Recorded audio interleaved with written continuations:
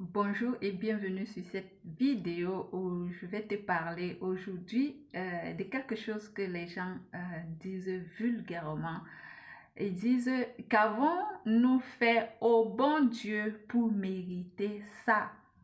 Alors, hier encore, j'ai vu une publication sur Internet qui disait cette parole et ça m'a vraiment très interpellée. Et le Saint-Esprit m'a aussi mis à cœur de dire quelque chose à propos à ses enfants aujourd'hui.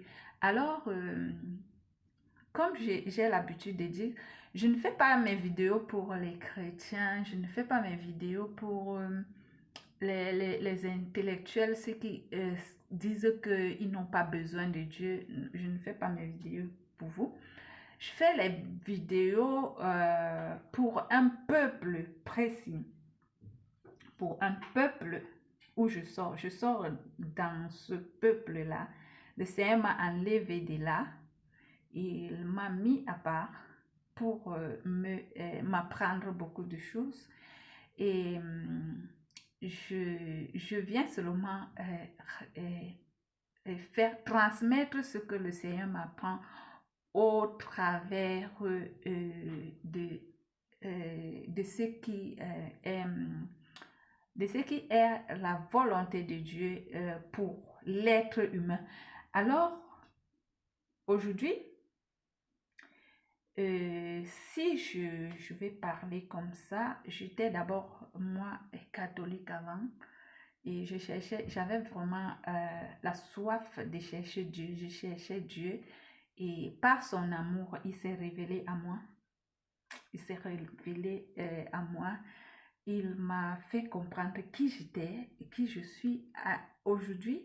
Et je bénis le Seigneur pour la femme que je suis devenue aujourd'hui par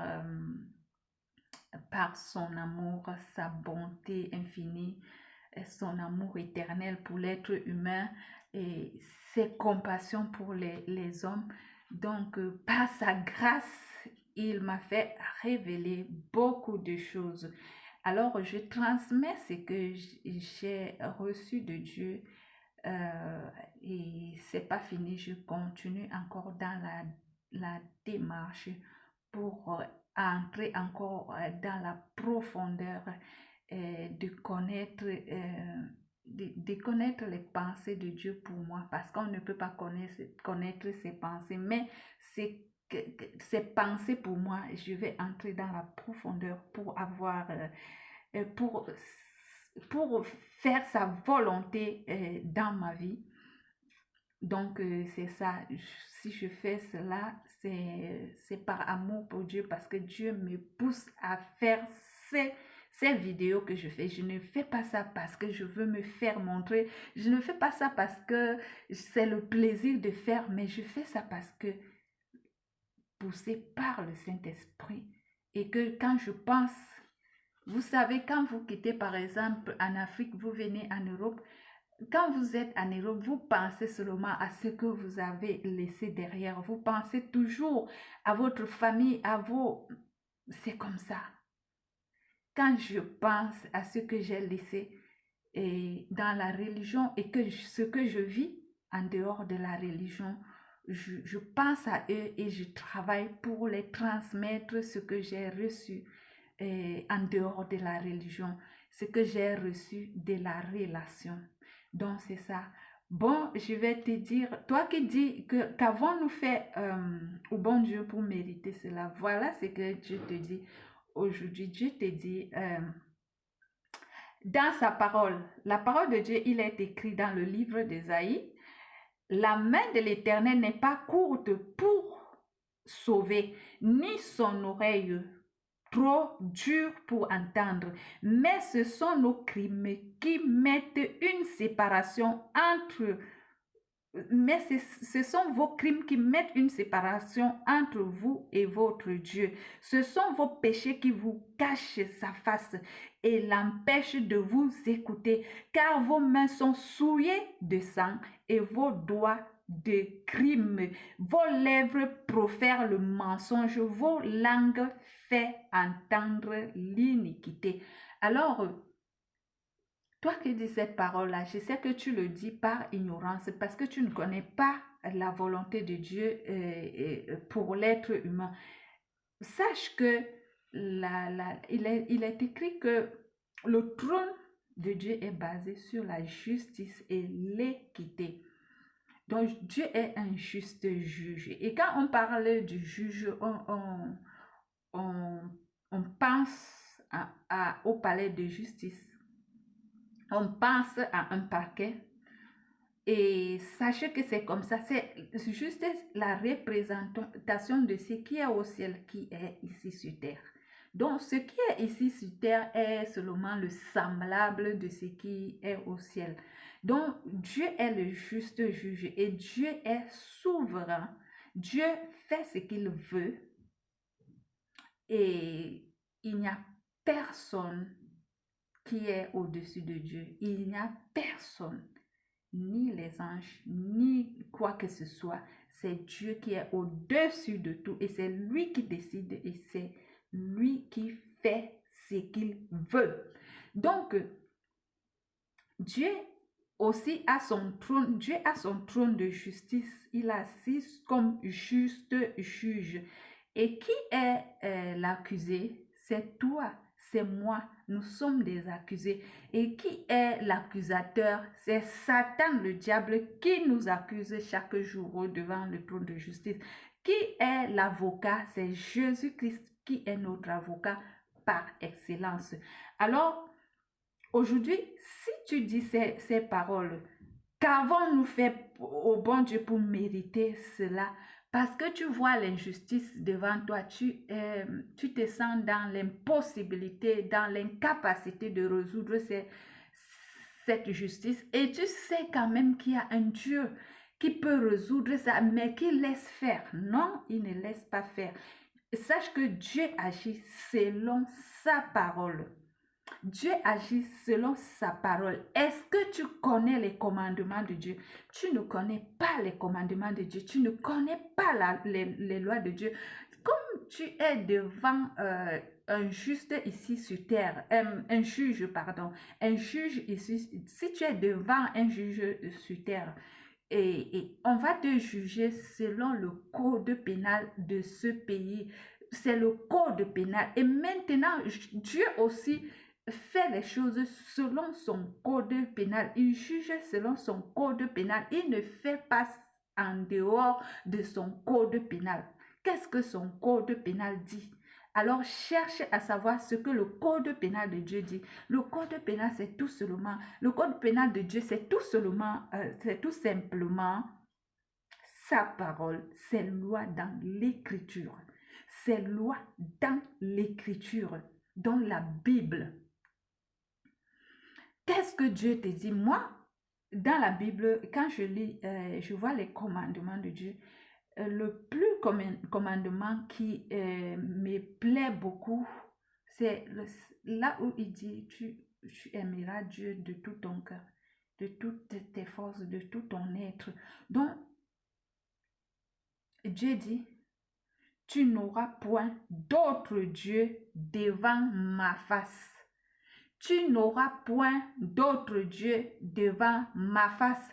Laissons les autres commandements qu'on dit, par exemple, ne tue pas, ne vole pas, ne convoite pas, ne fais pas ceci, ne raconte pas les mensonges, ne fais pas de faux témoignages. Laissons ça. Mais prenons seulement le plus grand commandement qui est aime Dieu de tout ton cœur, de toutes tes forces, de tout ceci, de tout cela. Aime ton prochain. Tu n'auras point d'autre Dieu devant ma face. Prends seulement ce commandement-là et fais ça. Tu vas voir que Dieu va agir dans ta vie.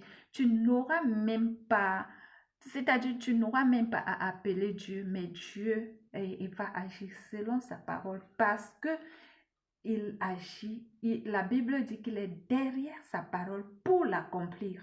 Pour l'accomplir. Qu'est-ce que sa parole dit à propos de cette situation que tu vis? Qu'est-ce que sa parole dit? Tu vis une situation et tu dis, qu'ai-je fait au bon Dieu pour mériter ça? Ou qu'avons-nous fait au bon Dieu pour mériter ça? Sache qu'il y a une parole qui se cache derrière cela. Dieu te répond que sa main n'est pas courte pour agir. Attends, oui, pour sauver. Sa main n'est pas courte pour sauver. Son oreille n'est pas trop dure pour entendre, mais ce sont nos péchés qui nous éloignent de lui. Alors, cherche à ne plus pécher. Cherche à dire aux gens autour de toi d'écouter Dieu, d'écouter Dieu, d'écouter l'Éternel. Donc, quand Dieu lui-même, il voit ce qui se passe dans le monde, donc il reste. Comme il ne se repent pas de sa parole, comme il n'est pas un homme pour mentir, ni un fils de l'homme pour se repentir, il ne se repent pas de ses lois qu'il a données parce qu'il est juste juge. Écoute ce qu'il dit dans sa parole quand il voit le mal qui est arrivé à son comble. Regarde et vois ce qu'il dit. L'Éternel voit d'un regard indigné. L'Éternel voit d'un regard indigné. C'est dans le livre d'Ésaïe 59, verset 16. Donc, l'Éternel voit d'un regard indigné qu'il n'y a plus de droiture. Il voit qu'il n'y a plus un homme. Il s'étonne de ce que personne n'intercède. Il s'étonne de ce que personne n'intercède. Alors, toi qui dis cela, arrête de dire ça maintenant. Arrête de dire ça. Dieu ne fait rien si on ne l'interpelle pas. Si on ne prie pas, Dieu n'agit pas. Dieu n'agit pas. Alors, donc, lève-toi, intercède comme il dit. Il dit que, donc, la Bible dit que Dieu regarde. Il se tourne de ce que personne n'intercède. Dieu n'est pas émotionnel. Dieu n'est pas sentimental. Dieu est amour. Dieu est fidèle. Dieu est juste. Alors, quand tu vas te lever, tu vas commencer à crier, à te lamenter, à pleurer. Dieu ne va jamais s'élever. Mais quand tu te lèves dans la prière, tu vas voir que tu vas commencer à renverser quelque chose. Tu vas commencer, Dieu va agir. Dieu va commencer à agir parce que tu t'es levé dans la prière. C'est ce que Dieu veut. Dieu veut qu'on intercède. Alors son bras lui vient en aide. Quand quelqu'un intercède, le bras de Dieu lui vient en aide et sa justice lui sert d'appui. Sa justice lui sert d'appui.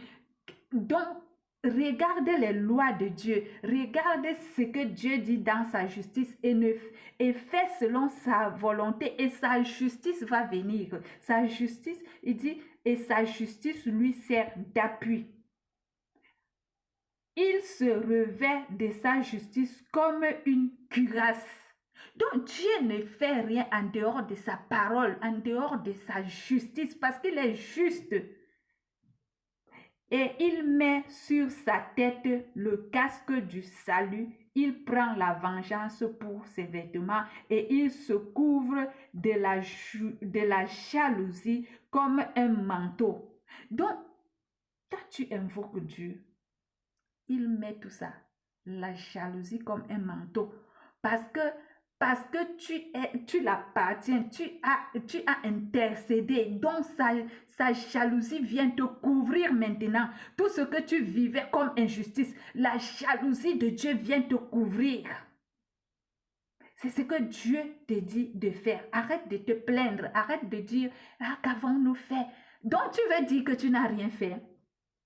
Tu veux dire que tu n'as rien fait. J'ai lu quelque part dans le livre de Matthieu où Jésus même a dit aux scribes et aux pharisiens, les scribes, les pharisiens, donc c'est comme les chefs du village, tout ça, dont je ne vais pas me mettre à citer. Écoutez ce que Jésus leur a dit. Quand ils l'ont demandé, je vais lire la parole de Dieu. Et dans le livre de Matthieu, chapitre 15, à partir du verset 1, la Bible dit, alors des pharisiens et des scribes vinrent de Jérusalem auprès de Jésus et dirent, pourquoi tes disciples transgressent-ils la tradition des anciens? Pourquoi? Donc, nous qui sommes les disciples de Jésus là, quand par exemple, on dit qu'on ne fait pas des cultes de mort, les cultes, les adorations des ancêtres là, nous les disciples de Jésus, les gens disent que nous avons transgressé les lois des anciens, les lois des anciens. Je continue à lire. Car ils ne se lavent pas les mains quand ils prennent leur repas. Vous voyez, ceux qui marchaient avec Jésus-Christ, la Bible dit qu'il n'y a plus de condamnation pour ceux qui sont en Christ. Il n'y a plus de condamnation. Les condamnations de malédiction, que si tu ne fais pas ça, la malédiction va t'attraper. Si tu ne fais pas ceci, tu ne vas pas être comme ça. Si tu ne vas pas nourrir les crânes, tu ne vas pas... Quand tu es en Christ, il n'y a point de condamnation. Il n'y a plus de condamnation parce que quoi? C'est la parole de Dieu. La parole de Dieu est vivante. La parole de Dieu est vie et vérité. Donc, il n'y a plus de condamnation. Un point, un trait. Que quelqu'un ne vienne pas t'intimider que si tu ne fais pas comme ça, attends-moi. Mais si tu as Christ en toi, c'est Christ qu'on va combattre. Ce n'est pas toi. Parce que la Bible dit... si je vis, ce n'est plus moi qui vis, mais c'est Christ qui vit en moi. Donc, si tu fais la volonté de Christ et que quelqu'un vient te combattre dans la sorcellerie, dans ces histoires des traditions qui sont devenues la sorcellerie, et quelqu'un vient te combattre et que tu as Christ en toi, il va avoir il va rencontrer Christ, il va trouver Christ sur la rue, c'est sur sa route. C'est pas toi qu'il va trouver, mais il va trouver Christ. Pourquoi? Parce que Christ vit en toi. Et je te dis, si tu es réellement en Christ, tu fais sa volonté, tu marches selon la parole de Dieu, personne ne peut tenir devant toi. Parce que tu as celui qui a vaincu le monde. Tu portes en toi celui qui a vaincu le monde. Donc Satan, celui qui a vaincu Satan. Donc ces diables, ces agents ne peuvent rien te faire. Et voilà ce que Jésus leur répond. Quand ils disent que tes gens ne... pourquoi tes disciples transgressent-ils la tradition des anciens? Voilà ce que Jésus leur dit. Il leur répondit. Et vous, pourquoi transgressez-vous le commandement de Dieu au profit de votre tradition? Pourquoi transgresser la parole de Dieu? Pourquoi transgresser les commandements de Dieu? Pourquoi transgresser la loi de Dieu au profit de vos traditions, vos petites traditions? Moi, j'appelle ça petite tradition. Dieu qui est souverain, Dieu qui est puissant, Dieu qui est souverain, Dieu qui t'a créé. Toi, tu mets sa parole à part. Tu commences à faire la parole de tes ancêtres. Tu ne sais pas pourquoi ils ont créé cette tradition. Tu ne sais pas, tu n'étais pas là. Mais celui qui t'a créé, celui qui a créé tes ancêtres, ils savent qu'il est écrit dans la Bible les commandements de Dieu. Mais ils ont quand même transgressé ces commandements pour créer leur tradition. Et toi, tu viens maintenant, quand tu as le malheur, tu viens dire que qu'avons-nous fait au bon Dieu pour mériter ça? Mais c'est parce que vous avez transgressé les lois de Dieu au profit de vos traditions. C'est ce que Dieu te dit aujourd'hui. Donc arrête l'ignorance. Arrête l'ignorance et fais la volonté de Dieu. Tu verras que Si tu fais la volonté de Dieu, si ton frère fait la volonté de Dieu, si l'autre frère, si l'autre fait, le mal va quand même diminuer dans le monde. Le mal va diminuer. Mais comme Satan est en activité, Satan ne peut pas laisser que le mal diminue parce que le monde est sous son emprise. Mais car cela ne tienne, il y a quand même les justes dans le monde. Les justes, c'est qui? C'est les disciples de Jésus, ceux qui marchent, selon la parole de Dieu, ceux qui marchent selon les commandements de Dieu. Qu'est-ce que Dieu t'a dit dans sa parole? C'est ce que Dieu a dit dans sa parole que fais. Et quand tu vas faire cela, il sera derrière sa parole pour l'accomplir. Donc, c'était ce que j'avais à te dire. Arrête de dire qu'avons-nous fait au bon Dieu pour mériter ça. Cherche qui est Dieu, quels sont ses commandements et agis selon ses commandements et dis aux autres que voilà ce que Dieu veut que nous faisions pour qu'il agisse. Parce que si nous ne faisons pas cela, il n'agira pas parce que là, il est écrit que sa main n'est pas courte pour agir. Donc, ce sont nos péchés qui mettent une barrière entre nous et Dieu. Que Dieu te bénisse dans le nom tout-puissant de Jésus-Christ. Amen.